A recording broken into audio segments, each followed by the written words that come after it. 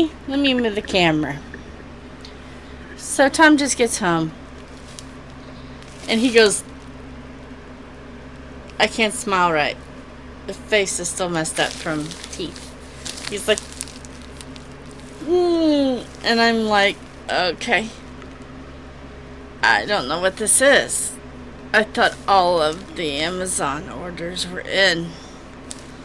So I got a chuckle when I read where it's from. Let me hide my address, obviously. How can I do this? Okay. Hide my address. Look where it came from. Do you see? Do you see? Can you see? Come on, package C.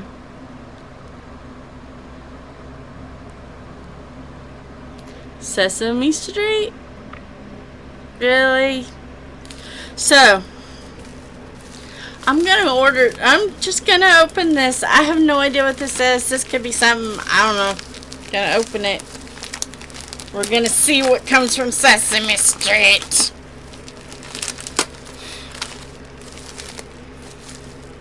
Oh.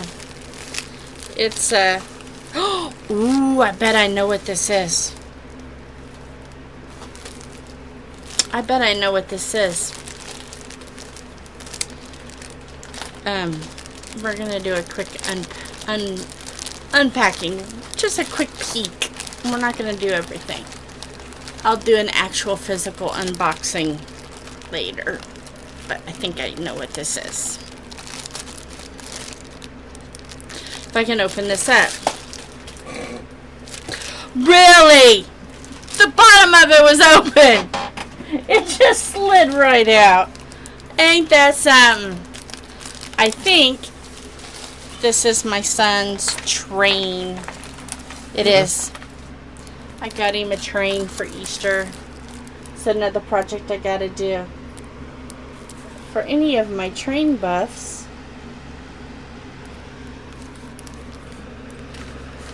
see if you can see who it is. Can you tell?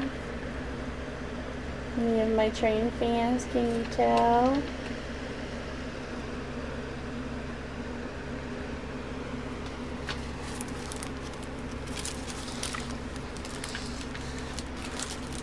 I can leave them in suspense, or I can tell them what it is.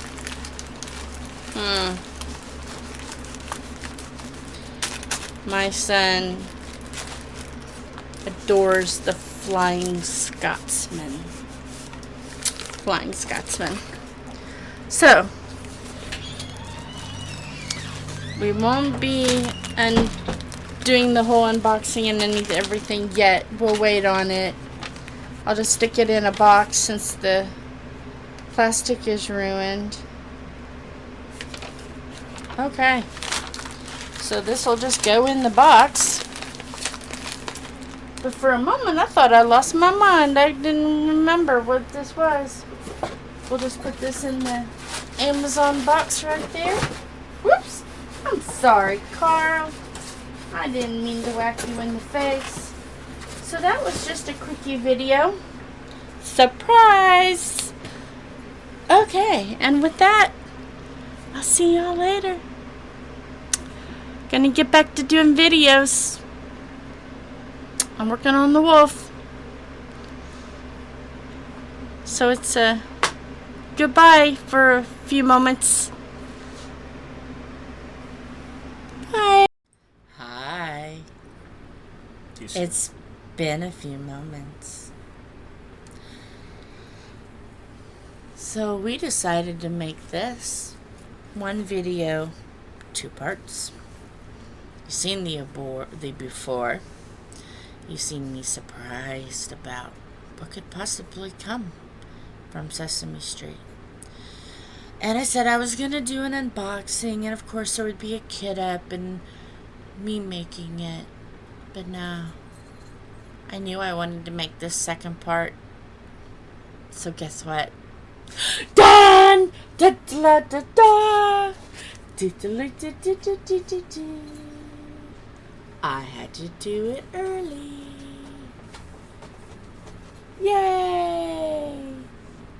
I paused the wolf.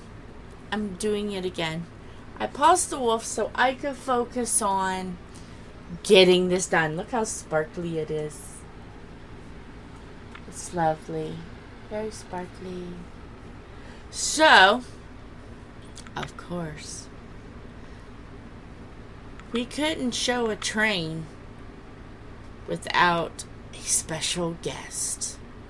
So, my special guest, pardon me, I know I'm getting close. I had to put the painting down. My special guest is here to talk all about the Flying Scotsman, one of his favorite trains. And if you hear chaos in the background, it's because the cats are insane tonight. Yes, they're crazy. See? They're fighting. We're just letting it roll. Let chaos spread. So, I'm going to point over to my special guest. Hello. Felipe! Hello. Yes, the Flying Scotsman is a very famous locomotive, and she wanted me to talk to you guys about it a little bit because it's got a unique story. First off, it was built in 1923 at the end of the Great Northern Railway era and in the beginning of the London Northeastern Railway era. It was the third of the class built of the A1 class. It would later be rebuilt to an A3 a few years later. It was built in Doncaster, England, by the famous engine designer Sir Nigel Gresley. It is a 462. It's a Pacific, and it is named after the LNER's premier express service, the Flying Scotsman, which automatically, naming this engine the Flying Scotsman, made it the flagship of the entire LNER. And it would become the most famous engine in the world very shortly, because despite the fact that there had been a claim, actually two claims, of steam engines going 100 miles an hour in the past, they had never been officially recorded. There was no dynamic car. There was no proof other than hearsay. The Flying Scotsman did completely change that in 1934 when it did become the first official engine to go 100 miles an hour, which at the time made it the fastest moving vehicle in the world. It would be quickly succeeded, but that is what happened for then. Under the LNER, it was numbered 4472, and that's what you see in the picture, and it's LNER apple green.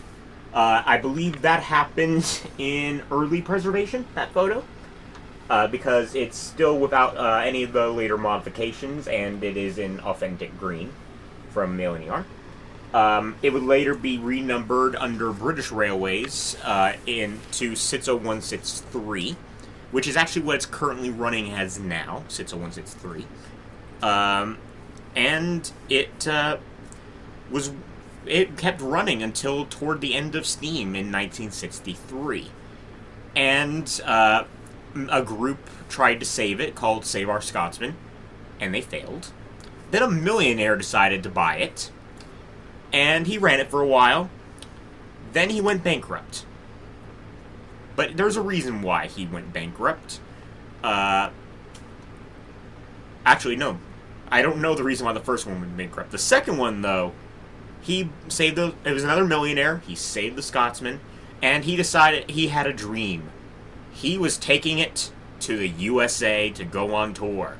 And it did, and there is some very good videos on YouTube that explain the entire journey, because it was a hectic one. But long story short, by the end of it, the second owner had also been bankrupt, and here comes to rescue a third owner, and he took it back to the UK. He did some mainline runs, and then he took it to Australia in 1989, where it broke a second record. And this one is longest non-stop train of a steam engine ever, and it still holds today. I don't remember the actual long-distance mileage, though. And then afterwards, Scotsman was eventually sold to its current owner, the National Railway Museum in the UK. I'm American. I switch between railroad and railway quite often. But yes, it spent from 1969 to 73 in the U.S. and 1988 to 89 in Australia. During, I believe it was between the time of its trip to America and between its withdrawal and its current day, it's gone through multiple modifications. For the U.S. trip, it had to have a second tender for water capacity. It had to have a cow catcher, an American bell, and knuckle couplers. So it went through a lot of changes back then. After it went back to the UK, the second tender was basically loaned out to LNER A4 Bittern, or Bittern. I don't know the correct pronunciation of that. All the other bells and cowcatcher were removed, and he was given German smoke deflectors to help increase visibility. Nowadays, like I said, it's in BR colors, and it's in the guise of Sitzel 163 Flying Scotsman. And let's see here. The only other thing to really talk about is its history in pop culture. Obviously, Flying Scotsman being the most famous steam engine in the world, by and large. He's had many model trains made of him, both in computer games and in physical copies. A lot of mini statues, and the Reverend W. Audrey, in one of his books, Enterprising Engines, put the Flying Scotsman in the book, since he is Gordon's brother. Later on, the model series of Thomas the Tank Engine would show the Flying Scotsman's tenders, but due to budget constraints, they couldn't have the Scotsman appear. Just the tenders. And in CGI Thomas, the Great Race Special, Flying Scotsman finally made a debut, and he had a very much a cocky attitude, and he loved to annoy his brother Gordon, which, as she has a brother, she knows that that's the best thing ever, just to annoy your brothers. I don't have one. But yes, he also was originally going to be the first choice for a race on Top Gear. However, he went under overhaul, and so his technical step cousin, Tornado, took over for that race, and it is still the best episode of Top Gear. I recommend that episode, The Race to the North. And another Scotsman broke a record when James May from Top Gear did the world's longest running railway, and James May wanted to do it with his Flying Scotsman from his childhood. I wish I could say he broke that record, because the Flying Scotsman barely made it, part of the way there. But the record was broken that day, but the Flying Scotsman did have a good attempt. Yes. And that's all I can really say about the Flying Scotsman, other than, if you're going to take photos of it in the UK, please don't step on the railway tracks.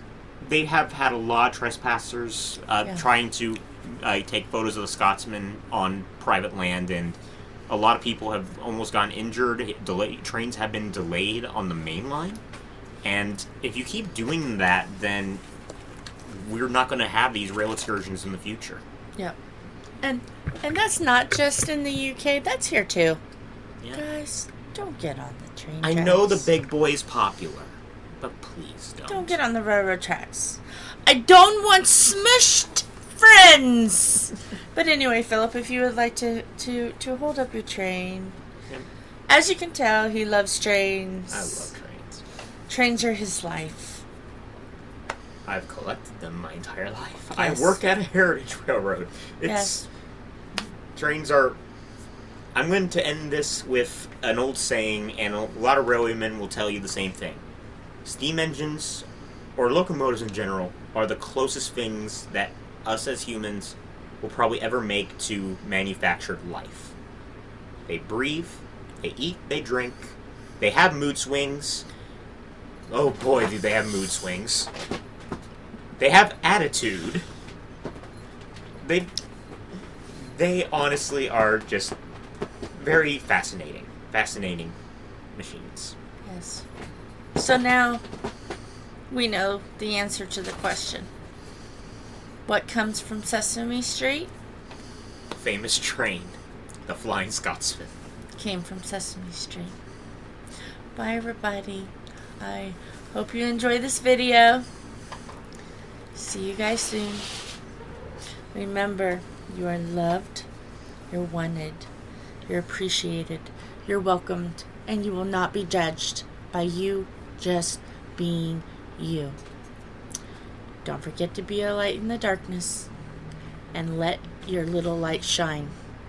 Bye. Bye.